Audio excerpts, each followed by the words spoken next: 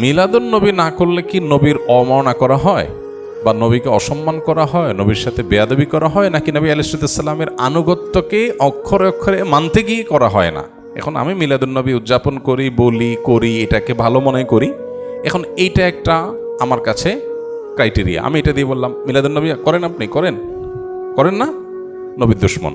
নবী করিম সাল্লাল্লাহু আলাইহি সাল্লামের জন্মের দিন যদি পালন করতে আপনার মনে চায়, সেটা বছরে একদিন না, সেটা প্রত্যেক সপ্তাহে একদিন। কি বারে? সোমবারে।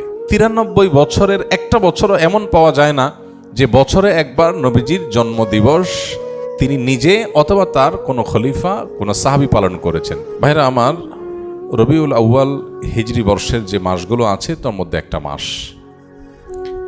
এবং হিজরি বর্ষের তৃতীয় মাস এটি। রবিউল আউয়ালের এই মাসটি নবী করিম সাল্লাল্লাহু আলাইহি সাল্লামের ওয়াফাতের মাস, এবং অনেক ইতিহাসবিদদের মতে ভেলাদতের জন্ম লাভেরও মাস। যদি নবী আলাইহিস সালামের জন্মের তারিখ, অ্যাকচুয়াল টাইম, মাস, এটা নিয়ে অনেক মত পার্থক্য আছে। এখন কেউ বলতে পারেন মত পার্থক্য কেন আছে? কেন আছে তার কারণ হলো, সে যুগে মানুষ জন্মের তারিখ সংরক্ষণের ব্যাপারে এখন আমরা যতটা সিরিয়াস, বা আমরা যত জন্ম হলে সাথে সাথে তারিখ নোট করে ফেলি, তখনকার মানুষের মধ্যে এটার এত গুরুত্ব ছিল না। ওই সময় তো অনেক পরের কথা, 1450 বছর। এখন থেকে 50 বছর, 100 বছর আগেও যদি আমরা চলে যাই, 100 বছর যাওয়া লাগবে না, 20-30 বছর আগেও যদি চলে যাই, অনেকের দেখবেন যে আমাদের জন্মের তারিখে ঠিক নেই, মা বাপ খেয়াল করেন নাই। বাট এখন মানুষ অনেক অ্যালার্ট, গ্রামেও একদম তারিখটা লিখে রাখে, কারণ জন্ম নিবন্ধন তো করতে হয়। তো আগে যত পিছনে যাবেন এটার তত গুরুত্ব ছিল না। নবী করিম সাল্লাল্লাহু আলাইহি সাল্লাম ব্যাপারটা হলো, তিনি যখন জন্মগ্রহণ করেছেন তখন আল্লাহর কিতাবে, আল্লাহর এলেমে তিনি নবী ছিলেন। মক্কার মানুষজন কি জানতো না। কুরাইশ বংশের অন্য 10টা বাচ্চার মতো একটা বাচ্চা জন্ম নিয়েছে বলে তারা মনে করেছে। এই যে একজন নবীর আগমন, এটা তো মানুষ টের পায়নি, কিন্তু যখন তার মৃত্যু হয়, দুনিয়া থেকে চলে যান, তখন তো দুনিয়া জানে তিনি নবী। এই জন্য মৃত্যু দিবসটা যেভাবে সংরক্ষিত, জন্মদিবসটা সেভাবে সংরক্ষিত না। সেটা যাই হোক, জন্মদিবস, মৃত্যু দিবস দুইটাই এই মাসে আমরা ধরেই নিলাম, রবিউল আউয়াল মাসে। তাহলে এই মাসের আমল কি? উত্তর হলো যে এই মাসের জন্য আলাদা করে স্পেশাল কোনো আমল নাই। আমল হলো সারা মাসের, সারা বছরের। সেটা কি? সেটা হলো নবী করিম সাল্লাল্লাহু আলাইহি সাল্লামের সুন্নাহকে অনুসরণ করা, তাকে সব কিছুর চাইতে, সবার চাইতে বেশি ভালোবাসা দেওয়া, এবং তার আদর্শকে নিজের মধ্যে ধারণ করা। এই কাজগুলো যদি আমরা করি, তার প্রতি ঈমানদার দাবিদার যারা, তাহলে ইনশাআল্লাহ কিয়ামতের ময়দানে তার সুপারিশ, তার সাথে জান্নাতে থাকা, আরও আল্লাহ তাআলা বিভিন্ন নেয়ামতের অধিকারী আমরা হতে পারবো। আর যদি আমরা রবিউল মাস আসলো আর 1-2টা মিলাদ পড়লাম, কিয়াম করলাম, বা কিছু আমল নবী সাল্লাল্লাহু আলাইহি সাল্লামের মহব্বতের নামে করলাম, আর করে যদি মনে করি যে আমার দায়িত্ব আদায় হয়ে গেছে, সেটা ভুল হবে। আমাদের সমাজের মানুষেরই হলো নেচার হলো যে রবিউল আউয়াল এলে তোমার গান গাই, ও রবিউল আউয়াল গেলে তোমায় ভুলে যাই। তো নবী সাল্লাল্লাহু আলাইহি সাল্লামের ইত্তেবা কোনো মাসের সাথে সম্পৃক্ত না, সারা বছরের, সারা জীবনের জন্য। বিধায় রবিউল আউয়াল মাসের জন্য কোরআন অথবা হাদিসে আলাদা কোনো আমল, বিশেষ কোনো আমলের কথা বলা নেই।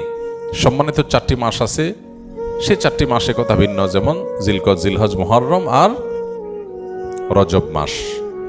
আর রমজান মাসের বিশেষ ফজিলত আছে। মাসগুলো সবই সমান, এগুলোর বিশেষ স্পেশাল কোনো আমল নাই, যেমন রবিউল আউয়ালেও আলাদা করে কিছু নাই। নবী করিম সাল্লাল্লাহু আলাইহি সাল্লামের জন্মের দিন হলো সোমবার। কি বার? সোমবার। এই দিনটাতে মুসলমানদের জন্য নফল রোজা রাখা উত্তম। যদি সুযোগ থাকে আমরা নফল রোজা রাখতে পারি, সেটা সুন্নাহ আদায় হবে। নবী আলাইহিস সালাম সোমবারে রোজা রাখতেন, এবং তাকে জিজ্ঞাসা করা হয়েছে, সুইলা আন সিয়াম ইয়াউমিল ইথনাইন। নবী আলাইহিস সালামকে সোমবার রোজা সম্পর্কে জিজ্ঞাসা করা হয়েছিল, কেন রাখেন? তখন তিনি বলেছেন, যাকা ইয়াউমুন উলিদতু ফিহি, কারণ এটা এমন দিন যেদিনে আমার জন্ম হয়েছিল। তো নবী আলাইহিস সালামের জন্মকে ঘিরে যদি কিছু করার থাকে, সেটা হলো সোমবারে রোজা রাখা। এর বাইরে জন্মের বার্ষিকী পালন, এই কালচারটা তখন ছিলই না নবী আলাইহিস সালাম বা সাহাবীদের মধ্যে। এখন যেরকম আমরা জন্ম দিবস বছরে একবার পালন করি, নবী করিম সাল্লাল্লাহু আলাইহি সাল্লামের জন্মের দিন যদি পালন করতে আপনার মনে চায়, সেটা বছরে একদিন না, সেটা প্রত্যেক সপ্তাহে একদিন। কি বারে? সোমবারে। এটা বিশুদ্ধ হাদিস দ্বারা প্রমাণিত। এর বাইরে যদি আপনি বলেন না আমি বার্ষিকী পালন করব, তাহলে এই জন্মের বার্ষিকী পালন করার এই কৃষ্টি, এই কালচার এসেছে প্রকৃতি পূজারীদের মধ্য থেকে। একসময় খ্রিস্টান ধর্মের মানুষেরাও এটার তীব্র সমালোচনা এবং বিরোধিতা করত, নিষিদ্ধ ছিল। পরবর্তীতে খ্রিস্টানরা তাদের নবী ঈসা আলাইহিসসালামের জন্মদিবস পালন করা শুরু। তারা যখন শুরু করেছে, এখন এক শ্রেণী মুসলমানরা মনে করা শুরু করলো যে তারা যখন তাদের নবীরটা পালন করে, তাহলে আমরা কেন আমাদের নবীরটা পালন করব না? ভালো নিয়তেই তাদের অনুসরণ করার চিন্তা শুরু করেছে। অথচ নবী সাল্লাল্লাহু আলাইহি ওয়াসাল্লাম বলেছেন, একটা সময় আসবে তোমরা মুসলমানরা তারা তাদের অনুসরণ করবে, এক বিগত গেলে তোমরা এক বিগত যাবে, এক হাত গেলে তোমরাও এক হাত যাবে। তারা গর্তে গিয়ে ঢুকলে গুইসাপের তোমরাও সেখানে গিয়ে ঢুকবে। তখন নবী আলাইহিস সালামকে সাহাবী জিজ্ঞাসা করেন, কাদের কথা বলছেন? ইহুদি খ্রিস্টানদের কথা? তখন নবী আলাইহিস সালাম বলেছেন, তারা ছাড়া আর কাদের কথা বলবো? তাদের কথাই বলেছি। অর্থাৎ তারা যা করে আমরা তা করব। এখন ওদের নবীর জন্মদিবস উদযাপনের নামে তারা ক্রিসমাস ডে পালন করে। যদিও সেদিন ঈসা আলাইহিস সালামের জন্ম হয়েছে কিনা সেটা আর এক ঐতিহাসিক বিতর্কের বিষয়, কিন্তু আমরা মুসলমানরা অনেকে মনে করি তাহলে আমরা আমাদের নবী মুহাম্মদ সাল্লাল্লাহু আলাইহি সাল্লামের জন্মদিবস অনুসরণ করব। আমাদের নবী মুহাম্মদ সাল্লাল্লাহু আলাইহি সাল্লামের জন্মের পর উনি দুনিয়াতে বেঁচে ছিলেন কত বছর? 63 বছর। ওনার মৃত্যুর পর সাহাবীরা প্রায় শতবর্ষের মতো, সর্বশেষ সাহাবী দুনিয়া থেকে যাওয়ার ইতিহাসটা প্রায় কয়েক যুগ, শতবর্ষের মতো। এবং খোলাফায়ে রাশেদা তারপরে দুনিয়াতে বেঁচে ছিলেন কত বছর? 30 বছর। তাহলে শুধু খোলাফায়ে রাশেদের কথাই যদি বলি, নবী আলাইহিস সালামের 63 আর 4 খলিফার 30, তাহলে কত হয়? 93 বছর। ইসলামের স্বর্ণযুগে খোদ নবী সাল্লাল্লাহু আলাইহি সাল্লাম এবং 4 খলিফার এই 93 বছরের একটা বছরও এমন পাওয়া যায় না যে বছরে একবার নবীজির জন্মদিবস তিনি নিজে অথবা তার কোনো খলিফা, কোনো সাহাবী পালন করেছেন। তো তাদের চাইতে কি আমরা তাকে বেশি ভালোবাসি? আল্লাহ কোরআনে যাদের প্রশংসা করেছেন তার নবীর অনুসারী হিসাবে, তো তিনি নিজে যেটা করেন নাই, তার খলিফারা যেটা করেন নাই, তার সাহাবীরা যেটা করেন নাই, এখন খ্রিস্টানদেরটা দেখে দেখে আমরা করব, এটা ইসলাম না, এটা ইসলামের নামে বিভ্রান্তি। আল্লাহ আমাদেরকে বুঝার তৌফিক দান করুন। আমরা যদি নবী আলাইহিস সালামের প্রতি মহব্বত এর দাবিদার হই, তাহলে ইন্নাল মুহিব্বা লিমান ইউহিব্বু ইউতিউ, যে কাউকে ভালোবাসার দাবি করে সে তার কথা শোনে। তো নবী সাল্লাল্লাহু আলাইহি সাল্লামের কথা যদি শুনি আমরা, তাহলে ইহুদি খ্রিস্টানদের সাথে মিল রাখতে হবে নাকি বেমিল? কারণ তিনি তো বলেছেন খালিফুল ইয়াহুদ, ওদের ব্যতিক্রম করবে। প্রতি রাকাত নামাজে আপনি বলতেছেন গায়রিল মাগদুবি আলাইহিম ওয়ালাদ-দাল্লিন, আল্লাহ ইহুদিদের মতো আপনার গজবপ্রাপ্ত আর খ্রিস্টানদের মতো গোমরাহ যেন আমি না হই, এই দুই পথে যেন আমি না চলি। আর আপনি এদিকে নবীর মহব্বতের নামে সেই পথে যদি চলেন, তাহলে সেটা কি হলো? আমাদের যে সমস্ত ভাইরা মিলাদুন নবী উপলক্ষে বিভিন্ন উদযাপন করেন, ওনার নবী সাল্লাল্লাহু আলাইহি সাল্লামের মহব্বতেই করেন, এতে কোনো সন্দেহ নাই। নবী করিম সাল্লাল্লাহু আলাইহি সাল্লামের ভালোবাসাতেই করেন। ভালোবাসাটা, নবী আলাইহিস সালামের প্রতি ভালোবাসাটা, আবেগ থাকাটা প্রশংসনীয়, কিন্তু আমাদের ভালোবাসার প্রকাশ হতে হবে সুন্নাহসম্মতভাবে। কিভাবে? সুন্নাহসম্মতভাবে।